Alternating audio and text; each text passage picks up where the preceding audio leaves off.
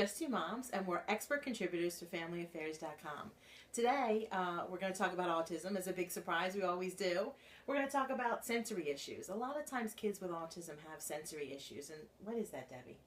Sensory issues are everything from our tastes, our smells, our touch, our sight, and our hearing. They can be more heightened or less challenged. It can be something that kids have a difficulty with too much or not enough of. Right. So it can be all over the place. Some kids have challenges with socks that have a seam in the front by the toe. Right. Or I'm a stickler, I don't like tags in my shirt, therefore I cut my tags out. I cut my son's tags out. I just do that naturally, but now they make shirts with no tags, which is fantastic. Right. There's everything from some kids can't handle wearing jeans. Right. Or have to wear issue. stretchy pants, or pants that have, an easier tummy closure. We talk about foods that are difficult, that are sensory that's issue. a hot topic for us. I know. You know, food issues have always been a big issue. I've even been to classes on trying to introduce new foods to my son. He's very orally defensive at times, he would say. Like, he didn't like things. Like, he doesn't like mashed potatoes. He doesn't like that feeling of mashed potatoes in his mouth. But at the same time, when he was little, I actually made him a chew toy, which was a piece of aquarium tubing that I drilled and put on a little keychain, and he'd use it because you know that feeling like when you eat a redfish, one of those stale redfish, and you get it all the way in the back of your mouth, and you can chew on it. That's the feeling he was looking for.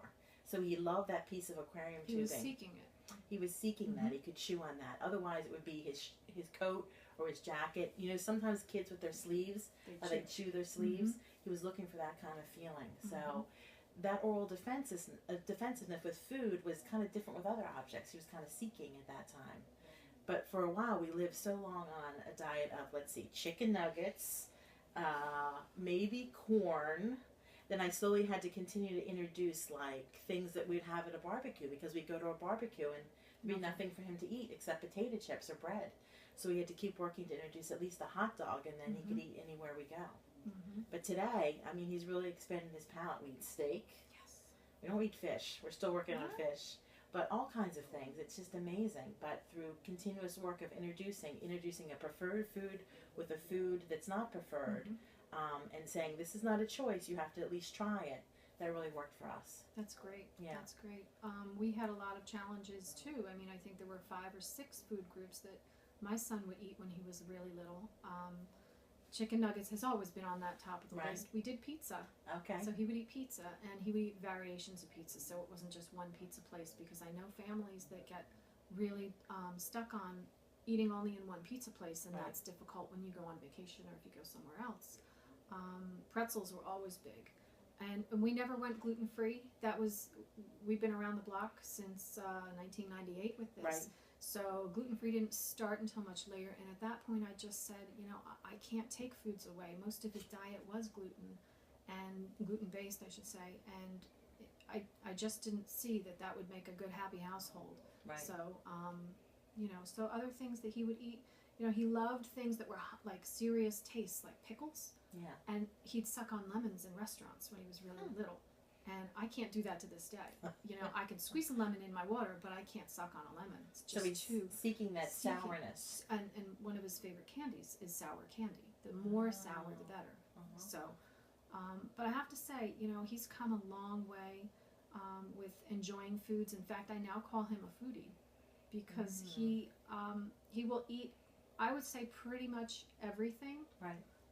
Minus caviar and sardines, something crazy that way. But and the way, it was really kind of funny. My husband kind of came up one day and said,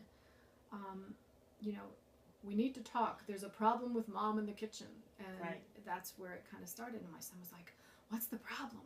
He wants to solve the problem. Right. He didn't want me to be upset. So my husband said, "Well, Mom's making 3 meals a day." Right. No, you heard 3 meals, right? Because you were shorter to cook. Right, because my husband might not like what I ate, Right. so I would do 3 meals a day.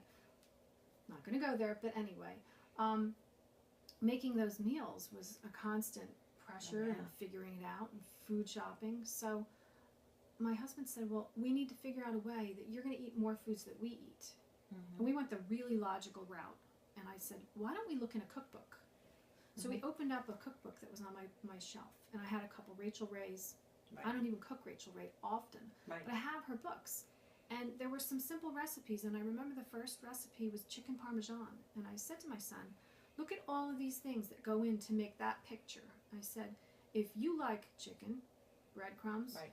garlic powder, all of these things here, if you put them together, you're going to like them there. Absolutely. And it was such a logical approach. And mozzarella cheese. And I said, let's try making this. And I was so proud that he not only ate it, but asked for a second helping. Wow. So that's a kid who's come a long way. And now he willingly asks to pick the cookbook off the shelf. Specifically, we have a soup cookbook.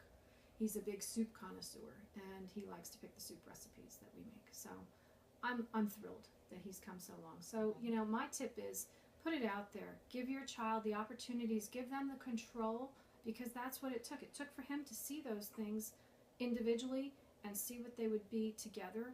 And it was a logical approach, and it might not work for everybody's child, but when you think about it, it certainly could if you work it the right way. So. Mm-hmm.